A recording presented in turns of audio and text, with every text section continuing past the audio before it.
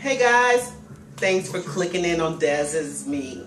And as always, I'm Dez. My thought for today is you only have one life to live, so please live it to its fullest. Look at me, this is Saturday, my kid is here, my partner's upstairs, we got the TV going, so this is my Saturday mode. But what we're going to do today is that we're going to make loaded nachos. Everyone loves my nachos, so I wanted to show you guys how I make them. It's a little bit labor intensive, but it's so worth the effort. What I'm going to do is I'm going to prepare some of the chopping of the veggies and all that for you guys, and then I'll bring you back in so you can see what I do to make these nachos so yummy. Okay, so as you can see, I have the ground beef browning in a large skillet. I have it set at about a little bit medium to medium high. Okay, and what I'm gonna do right now is that I'm gonna add some seasoned salt to it. I always put a little seasoned salt on it. You can do it to taste, but I would say if you wanted to measure, it would probably be about maybe 2 to 3 teaspoons of seasoned salt. And then I'm gonna sprinkle pepper. Pepper is always a good seasoning, so you see I'm pretty generous with the pepper. That would probably be about maybe 3 teaspoons of pepper. So as you can see in here, it is starting to brown. Next, what I will be doing is adding the vegetables I've chopped. And as you can see here, I have onions. It's about 3 small onions. You could do 1 large or maybe 2 medium onions. I have 2 right here, 2 medium green peppers chopped, and as you can see, I chopped them sort of thick. Only because when you simmer, and I simmer a lot, simmer my tacos for a while, or my ground beef, I simmer it, and if you chop it up very fine, then it will break down in the simmering process. I also have fresh garlic that I will be crushing up and putting into the mixture. And then I have fresh cilantro that is cut up. Now, I use the stems, as you can see, only because, once again, since it's simmering, the stems will break down. So I've never had anyone comment on, like they taste the stems or can feel the stems when they're eating. So I do put the stems into it. And here's my cilantro. I've saved about half of the cilantro because that will be also used this half will be used as my garnish on top of the nachos when I'm done. One of the things I find is when people make nachos or the taco meat for the nachos or taco or whatever, they don't break up the meat properly and it comes out too lumpy. So I do spend my time going through the meat and breaking it up so that you can actually have loose meat for the tacos or nachos or enchiladas or whatever you're going to make. So as I do this, as I stir, I go through and I just make, and as you can see, I'm using a wooden spoon just because it gives you a little bit more solid cooking utensil as opposed to something that's plastic. And I don't use aluminum or stainless steel in my pans because it will cut up your pan and it would get rid of and make the non-stick coating break off in your pan. So what I'm going to do now, and I want to thank Jordan for holding the camera for me. She's a good girl. Okay, so what I'm going to do now is that I'm going to crush the garlic into the mixture. So what I have here is a garlic press. Hopefully you guys are familiar with garlic press. This is a good one. So only thing you do is you're going to put the garlic in there and then press it through. So I'm going to get the garlic to put into it.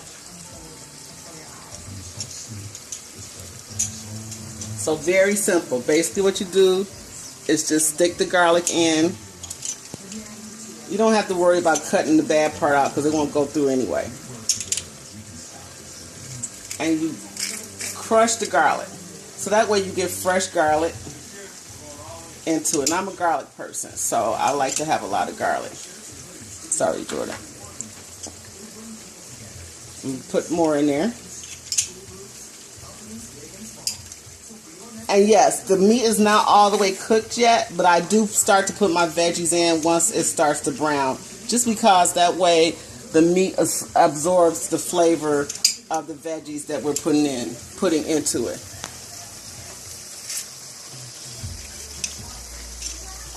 I like a lot of garlic, so I'm going to put more in there.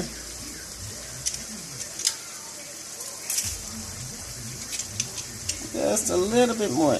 I wish we had smell-o-vision because you would be able to smell all the yummy garlic that's going in there.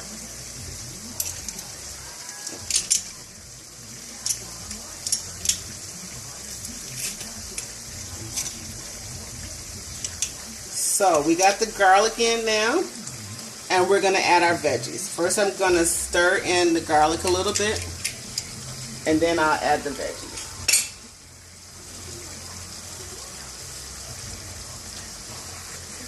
So once again, while I'm stirring in the garlic, I'm going through the meat and I'm chopping it to make sure that you have the consistency of loose meat. Because that's the thing, and I've had people's tacos where the meat were in big chunks. That's not cool. So I like to make sure, and I'm a little anal with that, but I like to make sure that my meat is very, very loose. So I'm just going through now and doing that. And I will do the rest off camera because it is, like I said, it's a little bit labor intensive. So now I am going to add my veggies.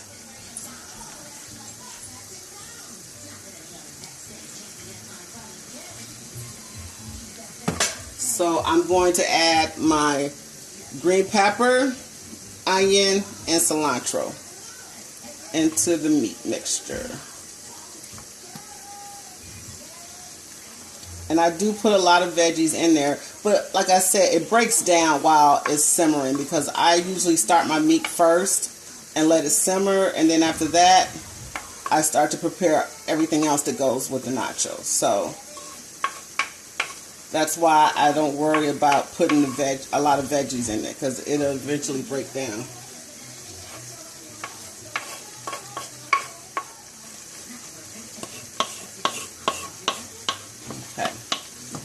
Now we got the veggies in, and I'm just going to carefully just work the vegetables into the mixture and then let it simmer for a while. So with this part we're almost done because the only thing we will have to do is put the taco seasoning in there and we'll be fine. And then we'll start the other stuff to go into our nachos.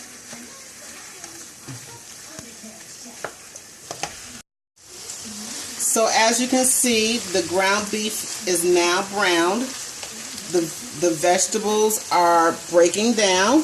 We still have more simmer time, so once we're done simmering, the veggies will be totally broken down. I'm going to turn my fire down to simmer or low, and I am going to add the seasonings.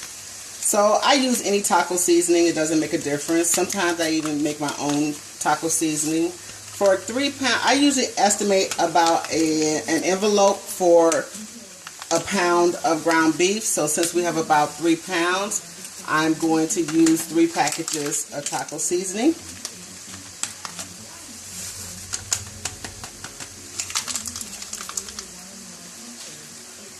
So I'm going to work that in.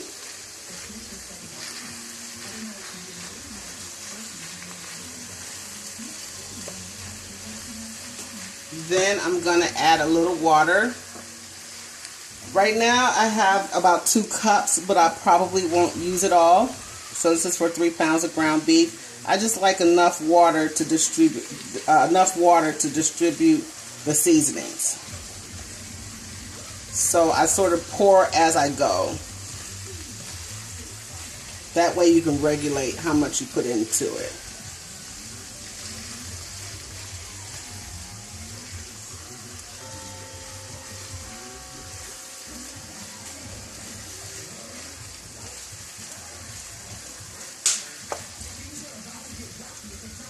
Okay, next what we're going to do, and I may add a little bit more water, but a step that I do, and I don't know if other people do it, but I like it, is that I add a little bit of salsa. So I have the medium chunky salsa. I got it from Aldi's. You know, I'm an Aldi's chick, so I always get my stuff for Aldi's. I'm just pour probably about a half a cup of salsa in there. And this is for 3 pounds of ground beef. I think I might pour a little bit more. And the reason why I use the salsa, because as you can see, you get the tomatoes going through it now. You have more peppers in it, onions. But these are marinated peppers and onions, so it gives a better flavor to the taco meat.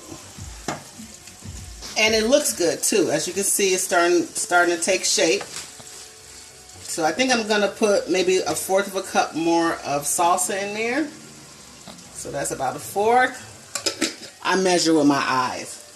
I've been cooking so long, I can now measure with my eyes. And a little bit more water, not too much. There. Because we don't want to... A lot of times people put too much water in their tacos and it's too soupy. And it also drowns out the flavor of the taco meat. So I don't want to do that. I just want just enough to get the seasonings going through. And I'm going to mix this up and get it mixed up good. And then I'll let it simmer until I'm ready to use it in the nachos or tacos or whatever you want to do. Today we're doing nachos, so I will be using it on the nachos.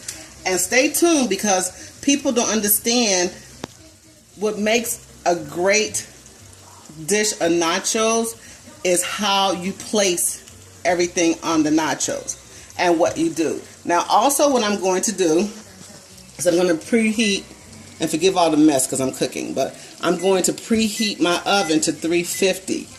I warm my nachos up. When you warm the nachos up, which people don't understand, and even tacos, because I put my tacos in the oven and warm them up as well.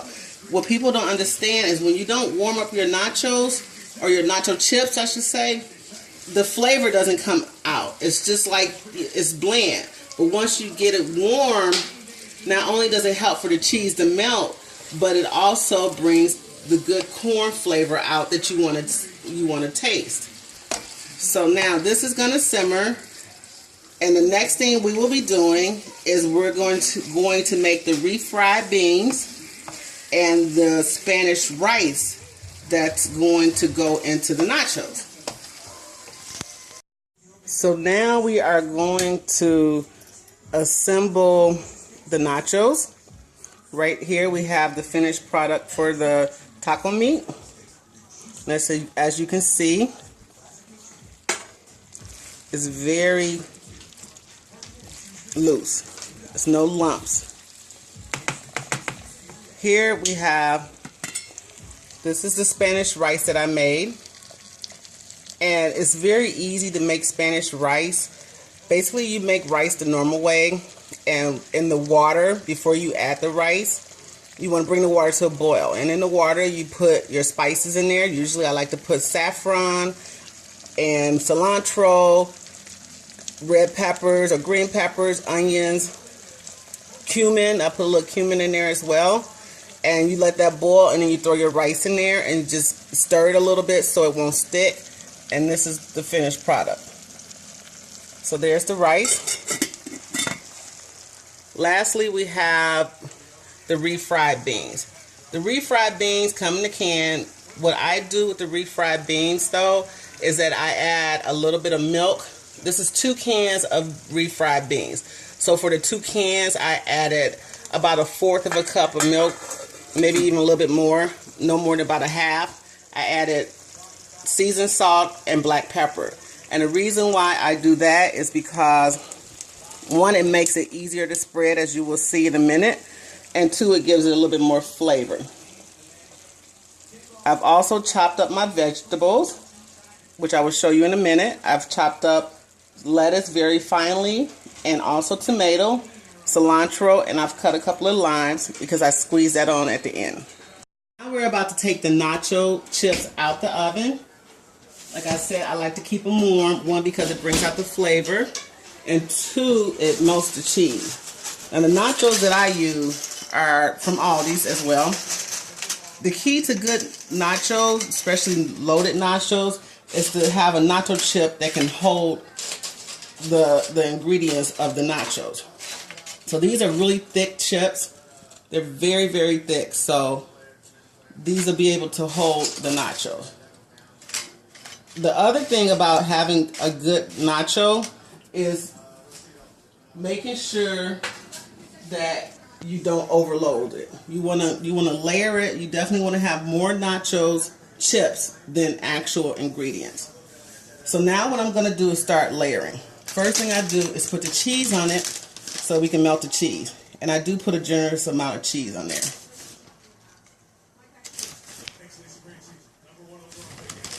Right after that, that's where I put the meat on. So we're going to put the meat on. And you don't want to overload it with the meat, only because, like I said, you'll end up with too much meat and the ingredients and not enough nacho chips. So as you can see, I lightly sprinkle, because trust me, you'll have enough. There, I lightly sprinkle that. Now, Ken was supposed to get me taco sauce, but he came back with this. Normally, I would put taco sauce on there, not the salsa, because there's salsa inside of the meat. But because we don't have the taco sauce, we're going to use this. And I think he picked this up from Fair Play. I'm going to put a little bit just because it's not quite what I would want. Then we go to the refried beans.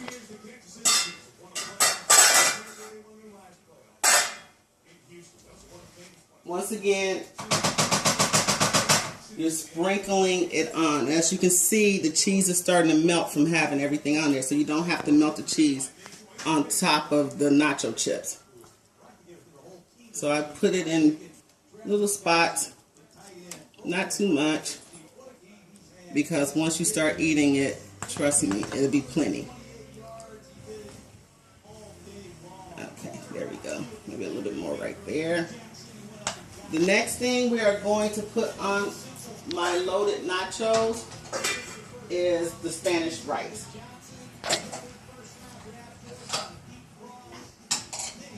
So like I said, it's very easy to make Spanish rice, but if you have time constraints, then just buy any type of Spanish rice. And you can always throw some extra veggies in it if you want, like cilantro or red pepper or something like that.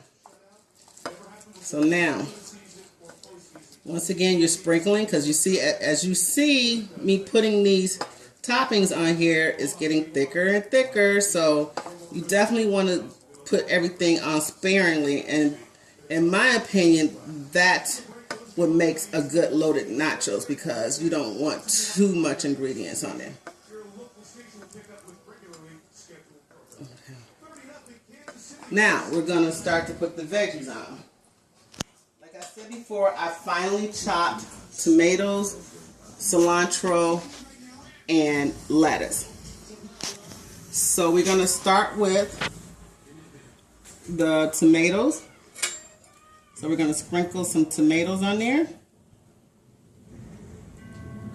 And just, once again, don't overload them, because as you can see, it's already becoming loaded with just a little bit that I did. Then we're going to put some lettuce on there, a little bit of lettuce.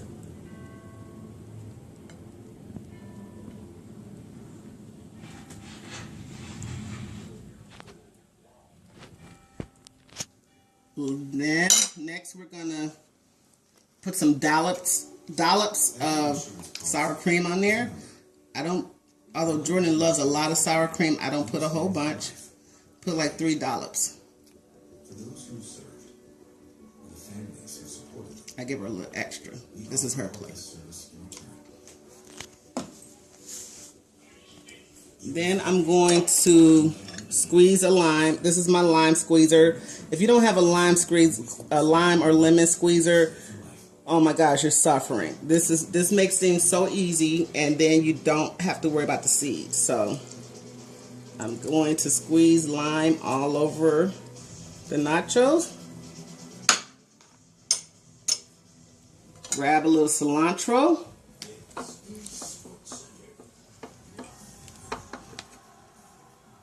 And then sprinkle that over it. Cilantro, I love cilantro. Some people don't like it. Like my sister, she doesn't like cilantro because she says it gives her a headache. So, but as far as I'm concerned, I love cilantro. I think it adds a great flavor. And lastly, I'm going to add the hot peppers. So depending on how much hot peppers you like, you can put a little or a lot. I just put a little because Jordan doesn't like food that's spicy. So voila, there you have it. Loaded nachos, nice thick cheese melted, nice thick chips to hold your ingredients. If you want an actual recipe, please let me know. I'll be glad to provide it. Have fun.